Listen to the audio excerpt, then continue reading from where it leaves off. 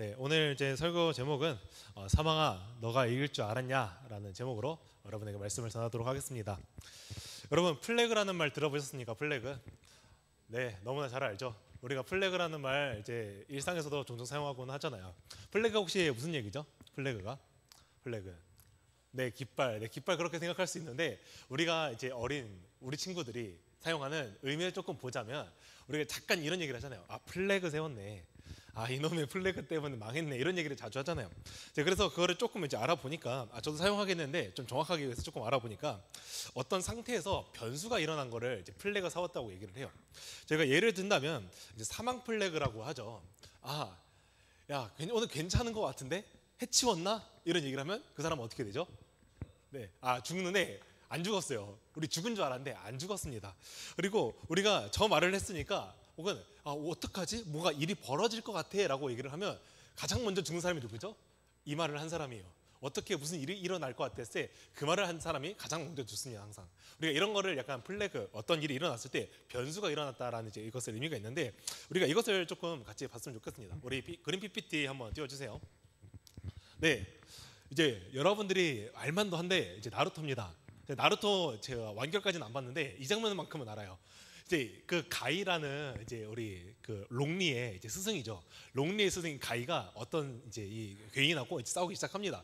그래서 이 싸우다가 이제 팔문 둔갑까지 열었어요. 이게 가장 초필살기인데 자신이 이제 내가 하늘 수밖에 없겠어 하면서 팔문까지 열어요. 그래서 나의 비장의 수, 나의 가장 강력한 무기, 그래서 최대한 힘을 끌어모아가지고 이제 길을 쏠려 합니다. 이제 한번 넘겨주세요. 네, 계속 넘길 겁니다. 자, 그래서 이제 적군이 얘기하죠. 야, 이번이 마지막 공격이겠구만. 한 다음 이제 넘겨주세요. 자, 그다음 어떻게 하죠? 으아, 밤가에 하면서 거기다 때린단 말이에요. 그래서 거기 필살기 하면서 막 다다다닥 하면서 박살이 나기 시작합니다. 자, 그 결과 어떻게 되죠? 넘겨주세요. 한 명이 갑자기 얘기를 하죠. 플래그를 세웁니다. 해치웠나? 자, 넘겨주세요. 네, 근데 안 죽었어요. 결국에는. 자신의 목숨과 희생, 자신의 필살기를 날려가지고 나의 몸이 녹는 것까지 감안하면서 필살기를 날렸는데 적군이 조금 다치기는 했는데 결국에는 죽지 않습니다. 한번 넘겨주세요. 그 다음에 다시 회복이 되어서 몸이 재생되어가지고 다시 우리들과 맞서는 모습을 볼 수 있죠. 우리가 이런 것처럼 약간 그 플래그라는 게 있습니다. 우리 인생에 그 해치웠나라는 딱 인생 생각이 들 때 해치워지지 않았고 저거 공격해서 드디어 물질러 했는데 알고 보니 죽지 않았고 드디어 죽었나 하니까 갑자기 부활하는 모습들을 우리가 확인할 수 있다는 거죠. 오늘 이것처럼 우리 안에 이 플래그라는 내용이 이 고린도전서 안에 있었다는 것을 여러분이 알고 계셨습니까? 오늘 한번 그 얘기를 같이 해보고자 합니다. 자, 우리가 기독교에서 이제 많은 얘기를 하는 부분이 여러 가지가 있죠. 이제 그 중에 하나가 이제 부활일 거라고 좀 생각이 듭니다. 우리가 이 기독교에서 오늘이 부활절이죠. 그래서 제가 부활에 대해서 한번 얘기를 해볼 건데 우리가 이 부활이라는 개념이 되게 중요하니까 아마 자주 나오겠죠. 그래서 이 부활에 대해서 얘기를 하는데 누군가는 이 부활이라는 얘기를 들으면 막 이렇게 얘기를 합니다. 부활, 또 부활 얘기야? 맨날 뭐만 하면 부활했대. 막 이런 식으로 얘기를 합니다. 그리고 무슨 게임도 아니고 뭐 죽은 사람이 어떻게 다시 살아나? 뭐 이런 생각이 우리한테 들 수도 있겠고. 그래서 우리가 이런 부활 얘기를 할 때마다 진짜 지겹다, 지겨워. 또 소설 얘기하는구나. 또 이제 없는 이야기 하는구나. 이런 생각들이 우리한테 자연스럽게 있다는 것이죠. 그러면 오늘날 우리한테 부활이라는 게 대체 어떤 의미가 있길래? 그리고 또 기독교에서 얘기하는 부활이 어떤 의미가 있길래? 또 우리가 부활절에 이렇게 계란을 나눠주는 게 또 어떤 기쁨이 있기에 우리 이런 것들을 하는지 우리가 한번 같이 말씀을 보면서 같이 알아봤으면 좋겠습니다. 먼저 우리가 사복음서에 대해서 얘기를 해보려고 해요. 우리가 이 사복음서 얘기하면 사복음서가 뭐죠? 마태, 마가, 누가, 요한, 맞아요. 네 가지죠. 이 네 가지 중에서 자주 언급되는 인물이 한 명 있는데 그 사람이 바로 예수님이라는 분이죠. 누가복음 사복음서를 보면 그 예수님의 행적에 대해서 이제 적어놨다고 봐도 이제 무방할 것 같아요. 그러면 이 복음서들은 예수님이 이 땅에 왜 오셨고 이 땅에 오신 이유가 무엇이고 이 땅에서 무엇을 했고 그 예수님이 행하신 행적 중에서 어떤 일의 결과가 있었는지 우리한테 알려주는 것이 이 복음서의 내용이라고 할 수 있겠습니다. 자, 우리가 이 복음서의 내용들을 보면 여러 가지가 있는데 제가 5가지로 정의를 하면서 좀 얘기를 해보고자 해요. 자, 예수님께서 이제 우리가 최종적으로 아는 그 마지막 장이 있잖아요. 그 장이 뭐냐면 십자가 사건에서 죽었고 그다음 부활했다, 이 내용이 있죠. 자, 그럼 이 사건이 우리한테 무슨 의미가 있냐면 첫 번째는 죄의 문제를 해결했다. 죄의 문제를 해결하여서 우리가 사망이라는 이 문제를 해결했다는 것이 첫 번째 내용입니다. 두 번째는 무엇이냐면 그래서 믿는 자들을 구원하셨다. 하나님의 백성, 나의 백성을 구원하셨다는 게 바로 두 번째. 그다음 세 번째는 뭐냐면 사탄이랑 맞다이를 까서 결국에는 이겼더라. 이게 세 번째입니다. 그럼 네 번째는 뭐냐면 기적을 통해서 하나님 나라가 어떤 곳인지 조금은 알려줬어요. 그 사복음서를 보면 예수님이 행하신 막 기적들에 대해서 나오잖아요. 막 기적들. 근데 그 기적이 무슨 의미가 있냐면 하나님께서 그 십자가 사건 이후에 우리가 마지막 종말일 때 맞이하는 게 뭐냐면 하나님 나라라는 것을 우리가 본단 말이에요. 예수님이 재림하시고 그 믿는 자와 믿지 않는 자를 심판하시고 마지막 믿는 자들은 가는 곳이 어디냐? 천국, 바로 천국이라 불리는 곳이고 믿지 않는 자들이 가는 곳은 어디냐? 지옥이라는 곳이죠. 자, 근데 거기서 우리가 먼저 알려주는 것이 천국 백성들이 들어가는 곳이 어떤 곳인지 조금 알려주는 게 바로 이 하나님이 행하신 기적이라고 얘기할 수 있습니다. 그 기적을 통해서 행하신 것들을 우리가 보니까 어떤 것들을 하냐면 막 아픈 자를 고칩니다. 그러면 하나님 나라라는 곳은 어떤 곳이냐면 우리한테 아픔이라는 것이 없다. 병이라는 게 없다는 곳이에요. 우리가 막 이 세상을 살아가면서 막 그런 거잖아요. 감기 걸리면 아프잖아요. 근데 감기도 없어요.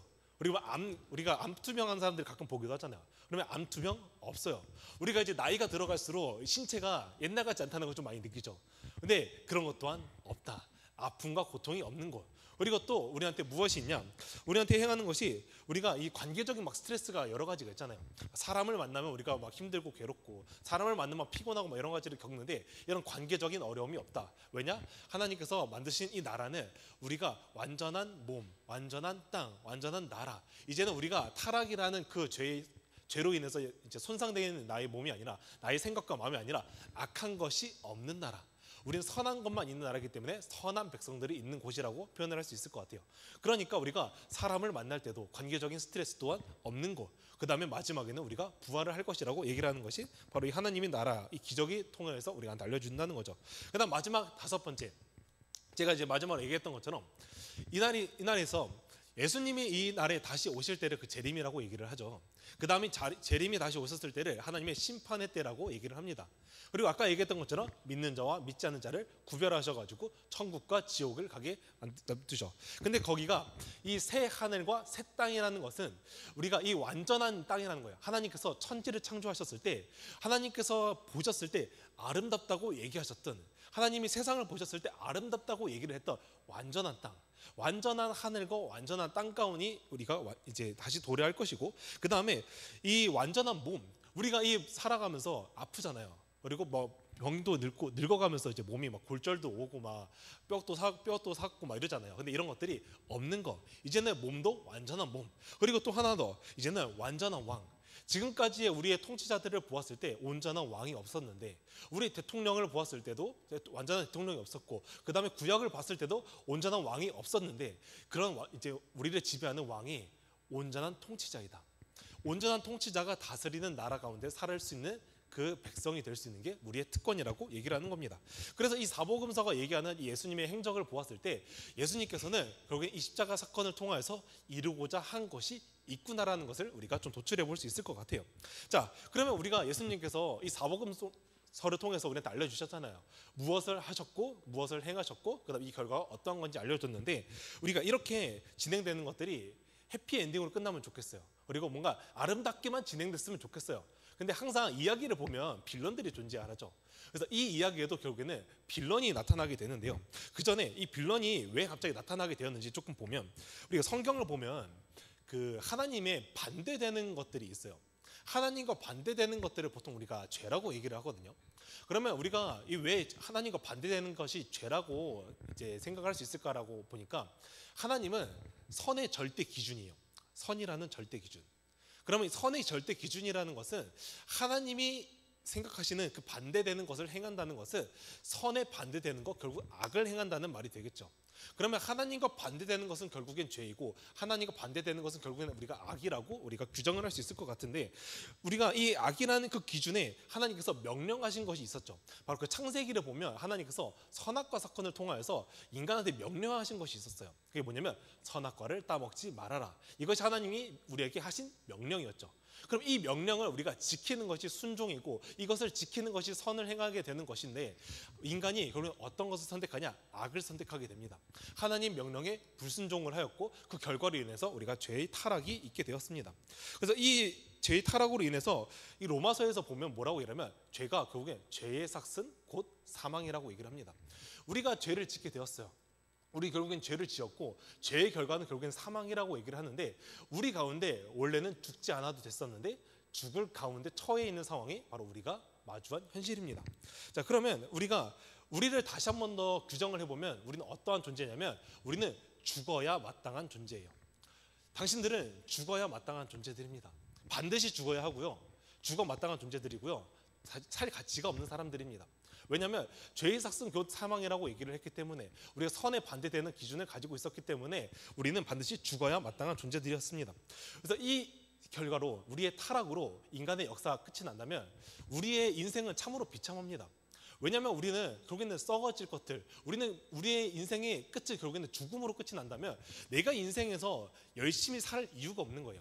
내가 오늘날에 여러분들이 공부를 열심히 하고 뭐 위인이 되겠다, 뭐 좋은 사람이 되겠다, 멋있는 사람이 되겠다, 훌륭한 사람이 되겠다, 이런 것들이 다 부질없게 됩니다. 왜? 사망이라는 결과 앞에서는 우리가 모든 것들이 부질없기 때문에. 그리고 사망이라는 것 앞에서 우리의 결론이 결국에는 내가 지옥이라는 결과가 있다면, 내가 어떤 것을 행하든 간에 나의 인생의 끝이 지옥이라면 여러분들이 인생을 뭐하러 열심히 삽니까? 여러분들의 인생이 결국에는 지옥의 끝이라면 뭐하러 인생을 열심히 살고 있습니까? 오늘날 내가 이렇게 힘들게 살아야 되는 이유가 뭐예요? 없다는 거예요. 우리가 반드시 죽어야 마땅한 존재였고 우리의 인생의 끝이 지옥이라면 우리의 인생은 너무나 허무합니다. 근데 성경은 우리한테 그렇게 얘기를 하지 않아요. 우리의 인생의 끝은 그렇게 끝나지 않는다. 어떻게 끝나냐면 예수님이 이 땅에 와서 너희의 죄의 문제를 해결했기 때문에 너희는 이 땅에 살아도 이 땅에서 부질없는 험한 것을 쫓는 사람들이 아니라고 얘기를 하고 있습니다. 자, 그러면 문제가 뭐냐면 예수님께서 사복음서를 통해서 우리한테 알려주셨잖아요. 십자가 사건을 통해서 하나님 나라를 이루신다는 것을 우리한테 알려주셨잖아요. 근데 문제가 뭐냐면 이것을 좋게 여길 리 없는 빌런이 나타난다는 것입니다. 그 빌런이 누구냐? 바로 사탄이라는 존재예요. 자, 그러면 사탄이라는 존재는 어떠한 존재일까를 했을 때 우리가 이제 막 듣는 귀가 있잖아요. 사탄이 어떤 존재냐면 천사의 타락한 존재라고 불리기도 합니다. 천사의 타락한 존재. 그러면 천사는 갑자기 왜 타락하게 됐고 천사는 갑자기 왜 사탄이 되었는가를 보니까 하나님이라는 절대 선의 기준이 있다고 했죠. 그럼 하나님의 명령에 반하는 행동을 하면 결국에는 죄를 짓게 되었고 그 죄의 결과로 인해서 악한 영이 된다라고 좀 표현을 할 수 있을 것 같아요. 자, 그러면 다시 한 번 더 천사가 하나님의 명령에 불순종하면 그 천사는 이제 천사가 아니라 사탄이라고 불릴 수 있는 존재가 되겠죠. 하나님의 명령에 반한 자.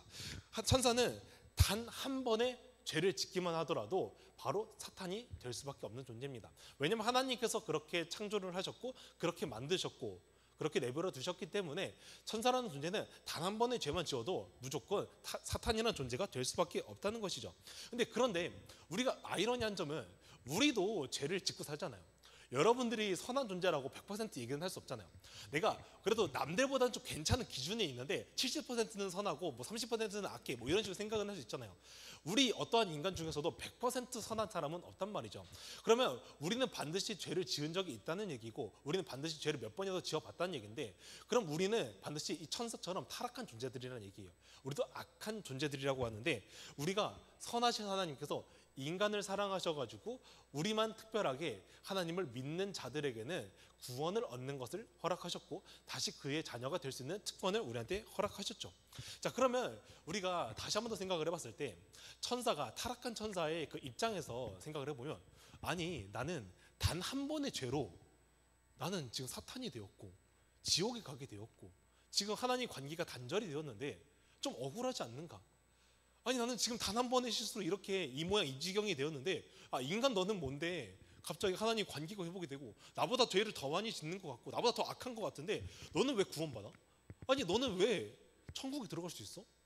지금 되게 아이러니한 거예요. 그러니 사탄의 입장에서도 보니까 하나님의 관계가 회복되는 그 인간을 보니까 꼴 보기 싫은 거예요.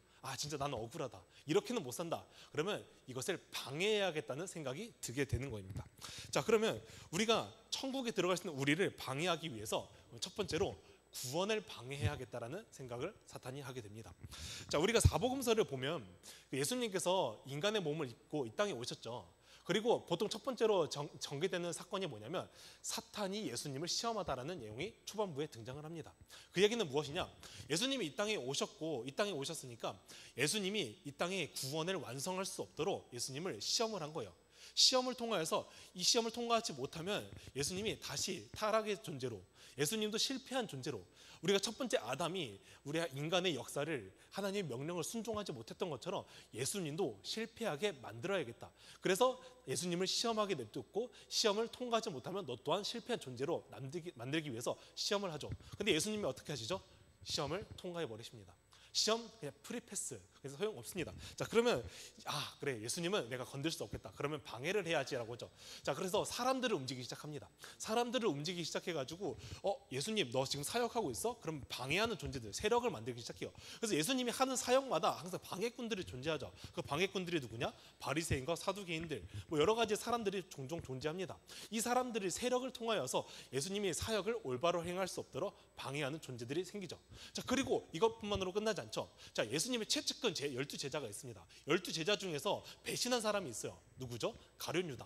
이 예수님의 최측근을 통하여서, 이 제자를 통하여서 배신을 하게 만들고 예수님을 어떻게 하냐면 죽음 가운데로 몰고 갑니다. 예수님이 이 땅에 죄인들의 죄를 뒤집어 써야 되겠죠. 우리 죄를 사하려면 우리의 죄를 대신 지셔야 되잖아요. 우리 그렇게 알고 있잖아요. 그러면 사탄의 입장에서 생각을 해봤을 때 자신들이 유리한 싸움으로 가게 하려면 내가 가장 싸우기 편한 곳, 내가 필살기, 나의 능력들을 잘 활용하기 좋은 곳으로 예수님을 데려가야지 사탄의 입장에서 예수님을 없애기 편하고 예수님을 나의 지배 아래 냅두기에 좋을 거 아니에요. 그곳이 어디냐면 사망 권세라는 곳이에요. 사탄의 가장 큰 필살기가 뭐냐면 사망 권세라는 곳인데, 이 사망 권세 아래 예수님이 나의 지배 아래 냅둔다면 내가 이 예수를 이길 수 있겠다라고 생각을 하는 거죠. 그렇기 때문에 이 십자가 사건을 통해서 그래, 예수님 너는 죄가 없는데 인간의 죄를 통하여서 너가 죄를 뒤집어 쓰려고 하는구나. 죄를 뒤집어 쓴다는 것은 결국엔 사망 권세 아래 들어가게 된다는 건데, 그러면 예수 너 십자가 져라, 너 죽어라라고 얘기를 합니다. 그래서 예수님이 마치 예수님 제자의 배신으로 인해서 예수님이 죽어가는 모습을 우리가 볼 수 있어요. 그러면 예수님은 이 죄로 인해서 죽고 예수님의 사역은 마치 실패한 것처럼 보이게 된다는 것이죠. 다르게 표현을 해보면 사탄이 필살기를 쓴 거예요. 나의 가장 강력한 무기가 사망 권세니까 오늘 아까 우리 나루토 봤죠? 나의 가장 큰 필살기 일격을 날려가지고 예수님을 사망 권세 아래, 지배 아래 냅두게 한 것이 바로 이 사탄의 비장의 수였던 것이죠. 그런데 이야기의 흐름을 보니까 아니 이게 무슨 일이야? 드디어 사탄이 예수님이 십자가 사건 앞에서 죽었고 사탄이 생각합니다. 해치웠나? 드디어 예수님을 해치웠나 생각을 합니다. 근데 예수님 어떻게 하죠? 3일 만에 나 부활. 자, 3일 만에 내가 부활하였고 내가 이 부활을 통하여서 너희 사망 권세 아래 있지 않게 되었다라고 얘기를 합니다. 저희와 같이 말씀 보면서 한번 얘기를 해보겠습니다. 저희 55절 말씀 한번 띄워주세요. 네, 읽어보겠습니다. 시작.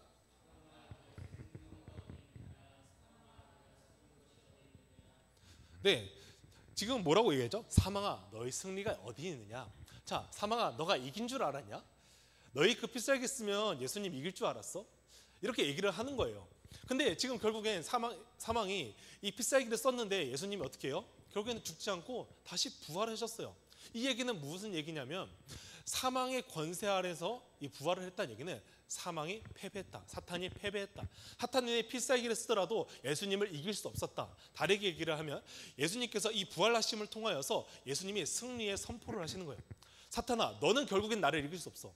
사망 권세를 쓰더라도 나를 이길 수 없어. 사망이 있더라도 너는 결국에는 패배할 존재라고 얘기를 하는 겁니다. 이미 이 전쟁은 끝이 났고 내가 이 전쟁을 이미 승리로 이끌었고 우리는 이 전쟁을 이미 이겼도다라고 선포하는 것입니다. 자, 이 선포를 통하여서 우리가 알 수 있는 것은 하나님을 믿는 자, 예수 그리스도를 믿는 자는 너가 이 승리의 선포를 통하여서 승리의 선포의 은혜를 너희가 누릴 수 있게 된다. 지금까지 믿지 않는 자들은 사망의 지배 아래에 있기 때문에 아직도 그들의 권세 아래에 있기 때문에 결국엔 사망의 권세로 지옥으로 끌려갈 수밖에 없는 존재들인데 너가 예수님을 믿는 그 순간부터 승리한 존재를 믿고 승리한 주인을 너희가 주로 맞이하는 것이기 때문에, 구원자로 받아들이는 것이기 때문에 너 또한 승리한 것이나 다름없다. 그러니 믿는 자는 결국엔 승리의 선포 아래 있는 것이고, 믿는 자는 이 승리의 선포 안에서 하나님의 은혜 가운데 있게 되는 것이고, 승리한 자는 결국에는 하나님의 은혜를 누릴 수 있는 자녀의 특권을 누리게 될 수 있다는 것이 바로 오늘날 우리에게 부활이 주는 의미입니다. 자, 우리 한번 말씀 마지막으로 읽으면서 한번 정리해 보고자 합니다. 57절, 58절 한번 띄워주세요. 네, 읽어보겠습니다. 시작.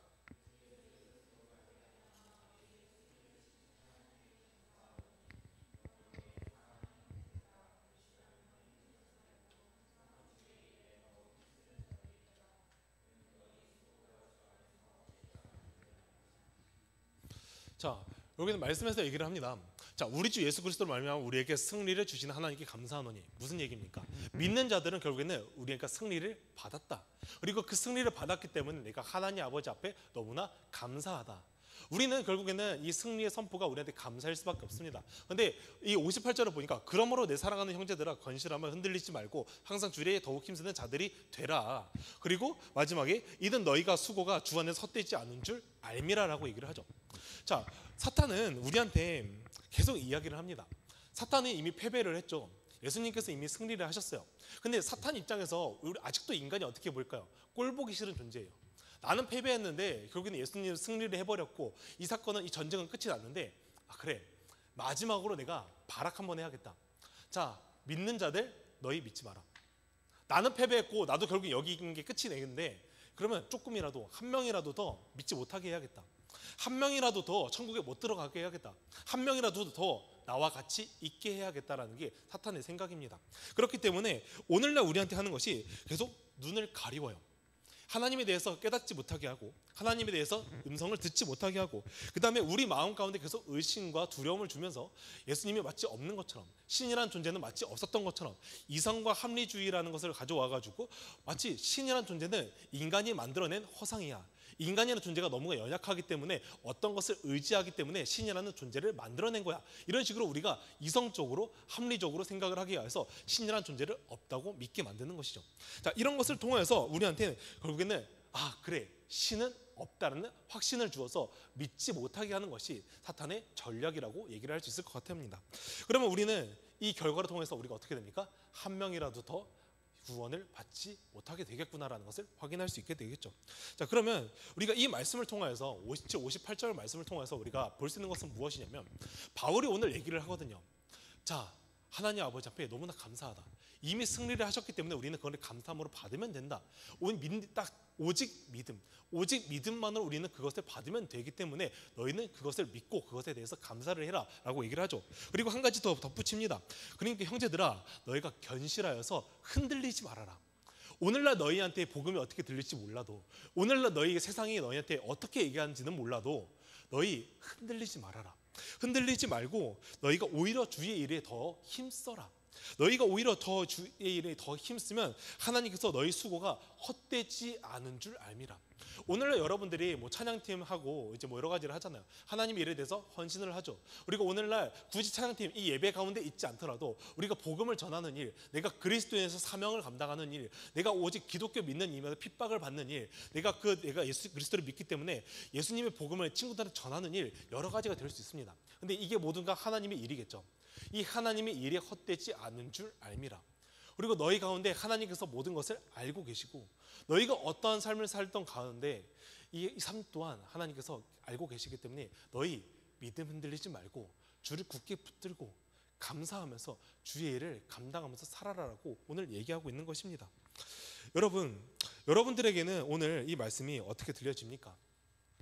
제가 이 신앙 가운데 살면서 제가 생각이 듭니다. 세상은 우리한테 끊임없이 무언가를 요구를 하거든요. 너희들 열심히 살아야 돼. 너희들 반드시 열심히 살아야 된다고 얘기를 해요. 그리고 너희는 능력이 있어야지 세상에서 무시받지 않아. 너희는 능력이 있어야 하나님에게 무시받지 않을 거야 라고 얘기를 하기도 합니다. 그리고 이 너희가 반드시 하나님한테 열심을 가지고 살아야지만 뭔가 해결이 될 것 같고, 이런 식으로 얘기를 한단 말이죠. 그런데 오늘날 복음에서 얘기하는 것은 무엇이냐면, 너희가 이 세상에서 무언가를 열심히 하지 않아도 돼. 왜냐하면 이미 하나님께서 전쟁의 승리를 선포하심으로 모든 것을 이루어 놓으셨기 때문에 너가 어떤 것을 열심히 함으로 너가 구원을 받지 않는다는 거예요. 그리고 이 세상의 기쁨, 이 기쁨이 우리가 끝을 보았을 때 천국과 지옥이라는 데가 있잖아요. 내가 천국을 들어가게 하려면 뭔가 열심히 해야 될 것 같고, 뭔가 말씀도 열심히 봐야 되고 이럴 것 같지만, 너희의 어떤 행위와 너희 어떤 능력을 통하여서 구원을 받지 않는다고 얘기하는 거예요. 그러니까 우리한테 뭔가 열심을 통하여서, 뭔가 능력을 통해서 구원을 받지 않는다. 다만 너희가 진정으로 믿는 사람이라면 예수 그리스도를 더욱더 알려고 할 것이고, 더욱더 주님을 사랑하기 위해 애쓸 것이니, 너희가 어떤 능력 때문에, 내가 기도를 열심히 했기 때문에, 너희가 말씀을 열심히 보았기 때문에, 오늘 예배를 하루도 빠지지 않고 어렸을 때부터 참석했기 때문에 너희가 구원을 받는 것이 아니라 오직 믿음으로 받는다. 너희한테 어떤 공로와 어떤 능력 또한 필요 없다. 그러니 너희는 감사함으로 받으라라는 의미가 있는 것입니다.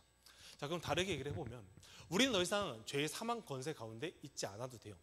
이 사망 권세 가운데 있지 않아도 된다는 것은, 여러분들이 어떠한 행위와 노력을 가지고, 여러분들이 오늘 어떠한 위인이 되는 것이, 어떠한 돈을 많이 버는 것이, 이 세상에 추구하는 어떠한 것이 끝이 종말이라면 여러분들은 어떠한 결과를 가지고 살아가고 싶습니까?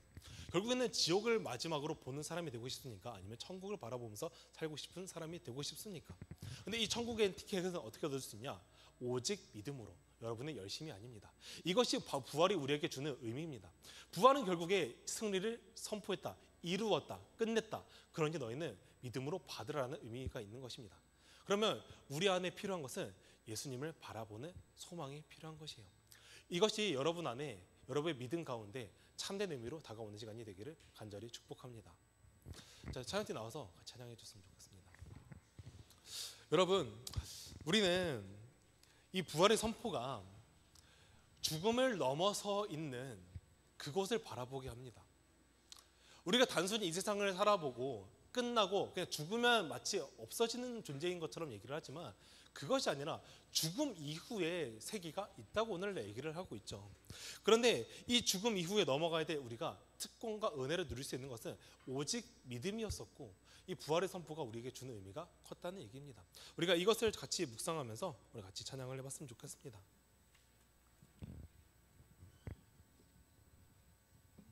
네, 예수 열방의 소망 같이 찬양하도록 할게요.